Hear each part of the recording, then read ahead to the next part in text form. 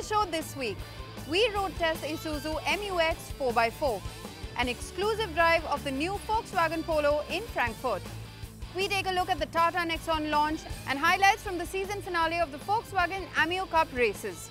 Hi, welcome to Overdrive. You're watching the show with me, Soini Dutt. Now, there's a lot of action expected in the 25 to 45 lakh rupee price bracket, and the latest entrant in that region, of course, is the Isuzu MUX. Now, the Overdrive team has been completely smitten with the D-Max, so of course, they were absolutely curious to find out whether its SUV counterpart is just as good.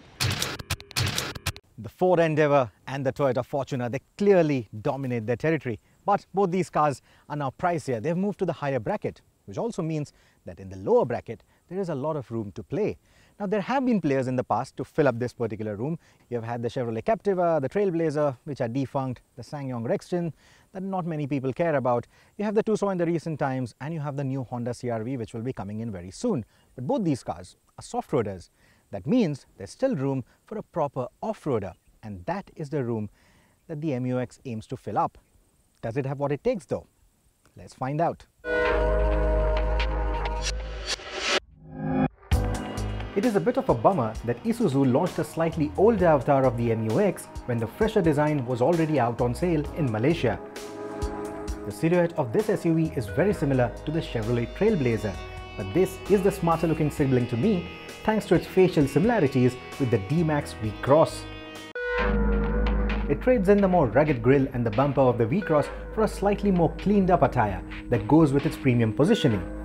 It is shorter on wheelbase and overall length too, so driving in the city isn't going to be as cumbersome as the V-Cross. It does have a lot of presence too.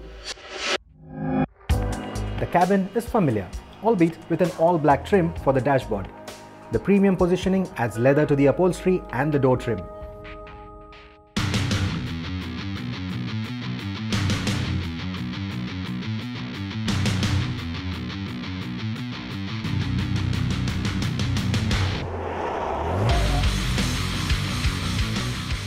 Your outlook towards the Isuzu MUX will basically measure how this car is kitted out.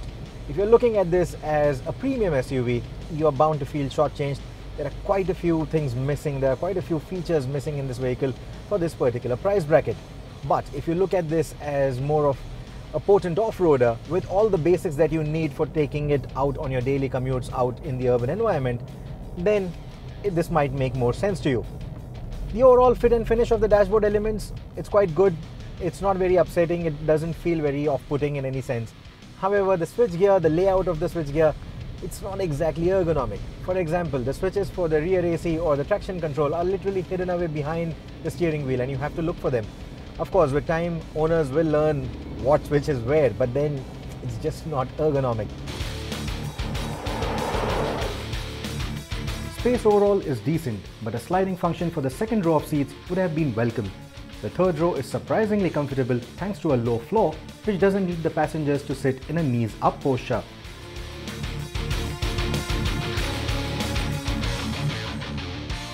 In terms of finding the right driving posture, you get an electrically adjustable driver's seat and you have mechanical adjustments for the steering wheel.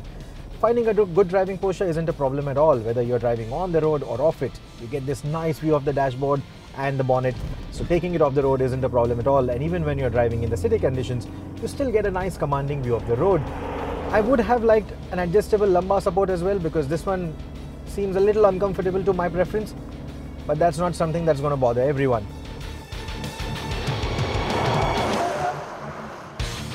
The MUX uses a 3-litre turbo diesel engine that puts out 177 PS of power and about 380 Newton meters of torque from as low as 1800 RPM. Now, the engine has a bit of an old school character to it. It doesn't rev very freely, it's got that gravelly note to it. The red line is at about 4200 RPM, and if you compare it to any of the modern motors that we've tried, maybe in the Endeavour or in the Fortuner or even in the Hyundai Tucson, it just doesn't seem as refined at all. I like its old school charm though.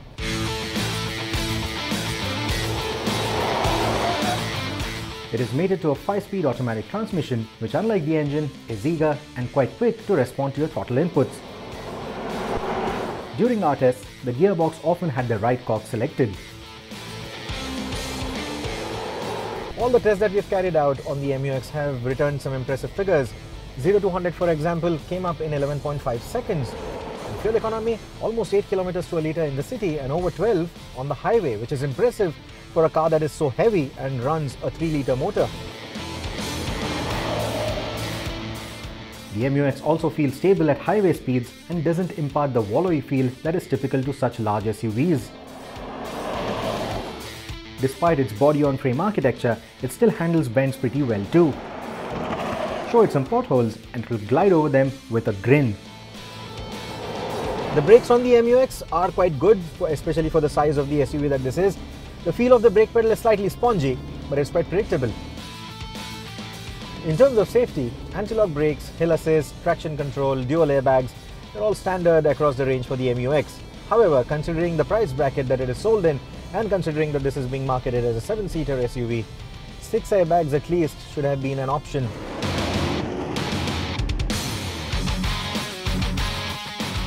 Out of the box, the MUX is quite capable to go off the road, so if you want to take it to your farmhouse, do some trails with it, it's possible.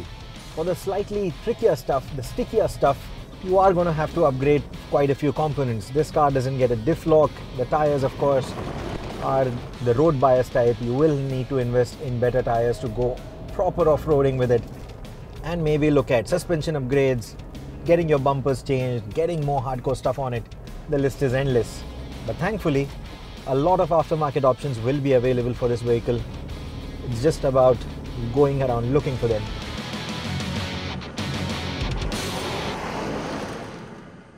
Well, it's not going to be easy pickings for the MUX, but what Isuzu have delivered is an SUV that has the intent of the Fortuner at the price of a Tucson. It also gets you that fabled Japanese reliability and a bit of that old school character. Now, if you feel that the new Endeavour or the Fortuner are a little too premium to be taken into the trails or into the forests, then the MUX could be just the SUV that you're looking for.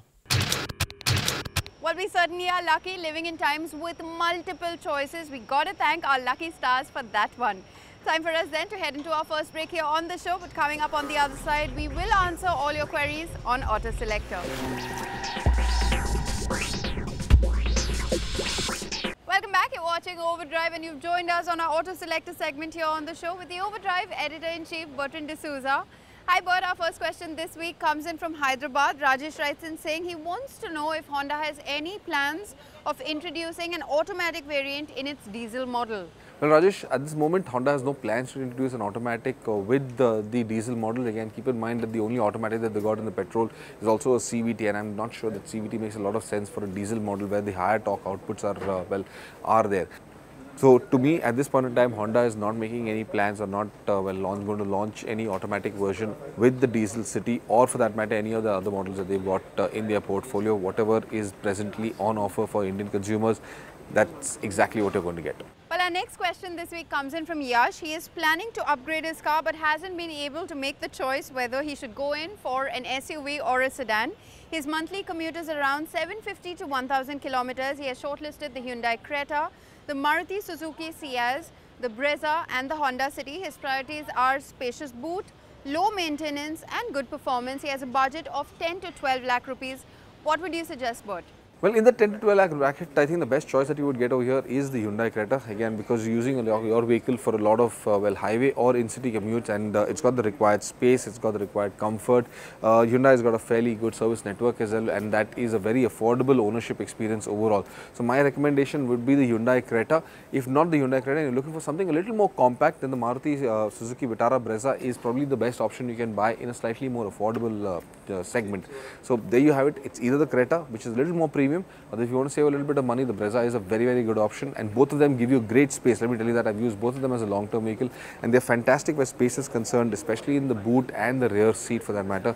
Ride quality is also excellent for urban usage, and then again, both Maruti and Hyundai, like I said, good service network with either of them for that matter, and great ownership costs as well. Well, but our final question this week comes in from Vismay Butch. He writes in saying he wants to buy a car and has shortlisted the Maruti Suzuki Dzire and the Baleno.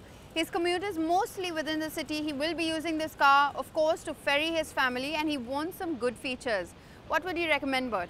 Well, Vishma, the only reason I'm going to be recommending the Dzire out here is because of that AMT transmission, and since you're saying you want a family car that is going to be used in urban settings, the AMT is going to make a huge difference to the kind of driving you will do. You're going to appreciate that transmission a lot more, and that AMT is not available in the Baleno at this point in time. It may come out in the future, but Maruti hasn't revealed any plans for that yet.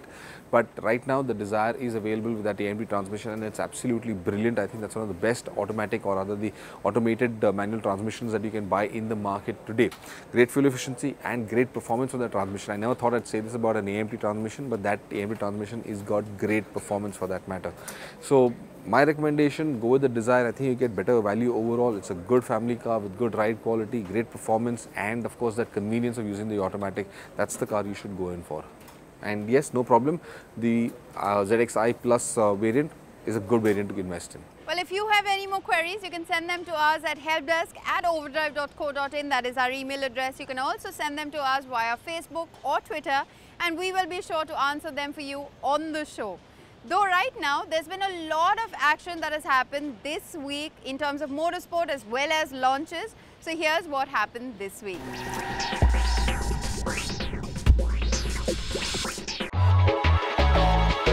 The all-new crossover from Tata Motors, Tata Nexon, has been launched in India. Starting at 5.85 lakh rupees for the petrol and 6.85 lakh rupees for the diesel models. The Nexon is available in a 1.5 litre diesel and 1.2 litre petrol engine, both mated to a 6-speed gearbox. At this price point, the car competes with the likes of the Maruti Suzuki Vitara Brezza and the Ford EcoSport. The Tata Nexon is manufactured at the company's facility in Ranjangaon, and you can book one to enjoy delivery of the car as soon as from mid-October. This car is a very distinctly designed car, huge road presence. Which has a huge power. First time you are having a car in compact SUV with 270 Nm power, which is I think awesome power, and 117 in gasoline. Power, this is a connected car, I mean it has wonderful infotainment system. I can go on. First time we are seeing even entry-level variant of this has dual airbags and ABS, so there is no compromise on safety, and so on and so forth. And of course, aggressively priced to make it very attractive for the customers. Before this, we are present only in 59% of the market. With this, we go to, let's say, 60–70% of the market. What it offers is opportunity to serve additional 10% customers. Chennai saw a cracker of a season finale of the 2017 Volkswagen Amio Cup. After rainfall on Saturday night, the Sunday races began on a damp, overcast racetrack with every car promptly fitted with wet weather tyres. Lights out and Karminder Singh dominated the entire race with a 12.3 second lead to Sandeep A. Kumar. This win also sealed Karminder's title in the championship with a 138-point lead. Race 2 on Sunday too generated a lot of buzz as Volkswagen guest driver from China, Aning Sun, dominated most of the race. As a part of the sponsorship program run by Volkswagen Motorsport India, Karminder Singh will now get a fully sponsored season in the MRF Formula 1600 Championship for the next season. Time for you then to catch up on some refreshments as we head into our final commercial break here on the show. But coming up on the other side, Rohit's got a sense of what the new Volkswagen Polo feels like to drive. Welcome back, you're watching Overdrive. Now at the sidelines of the Frankfurt Motor Show that we brought to you on the show last week, Rohit got a chance to sample the new Volkswagen Polo in the bustling city of Frankfurt, and here's what he thinks about it. The Volkswagen Polo has been around in India for quite a while now, in fact almost a decade, and this is the next generation of the Polo. Now we are not sure if Volkswagen is going to bring it down to India or not. However, I'm here in Frankfurt to find out exactly what this new model holds for us. Volkswagen has been kind enough to let me drive this car in and around the city, so let's check it out. The design of the new Polo is evolutionary, looks like a miniaturized Golf in its traditional manner, but presents a slightly bigger silhouette than the model it replaces. I particularly like the new double-barrel headlights and the chiseled lines, which reduce the visual bulk of the new Polo. Volkswagen is known to have one of the best paint qualities even in this price bracket, and the new Polo goes a step further. Even the overall fit and finish sees an improvement over the decade-old car. The wheelbase of the new Polo has gone up by a massive 92mm, which gives it an even lowered stance. But the immediate advantage of that is improved cabin space. You can now ferry 2 adults in comfort in the back seats, something that most owners of the current Polo complain about. The highlight of the cabin has to be the new dashboard though. Gone are the dark fascia and the boring vertically stacked controls. And in comes some bright body-colored inlays and a driver-centric console. Most touch points are finished in soft-touch plastics like the previous Euro-spec Polo. As far as the overall fit and finish is concerned, I think it's quite good. It's a big improvement over the Polo that we have in our country. There are a lot of soft touch plastics on the touch points, and what I particularly like are all these color inlays. It gives you a nice sporty feel to this car, and that is what the whole essence of the Polo is. The Audi-like fully digital instrumentation and the touchscreen infotainment system are placed in the same line, meaning that getting a glance of either of the screens doesn't need you to take your eyes far away from the road. Both the displays are crisp, easy to read, and the touchscreen interface on the infotainment is quick and smooth like most new age smartphones. The cabin will certainly attract those with a young age, but how the bright dashboard elements age remains to be seen. The variant that I'm driving is the 1.6-litre diesel. Now that of course evokes memories of the lovely GT TDI that we had back in the day with the Volkswagen Vento engine in it. And the engine, it still feels like it actually came from that era. It doesn't feel as refined as some of the new age mills that this car's European competitors ship with now. But it doesn't have that typical gravelly note that we have come to know with old school diesel motors. You do feel a few vibrations in the pedals, but the engine, it feels like it has a lot of promise. We are driving around in the city environment of Frankfurt. Here it doesn't really give us a lot of chance to really explore the engine's options, and we had a brief time on the Autobahn as well, and the vehicle feels like it has enough power to be able to give you the kind of fun that the old GT TDI did. As far as the overall noise insulation of the cabin goes, it's quite good. However, the wind noise, it does creep in at about 120 kilometers an hour and it's quite loud. The tire noise is not that bad.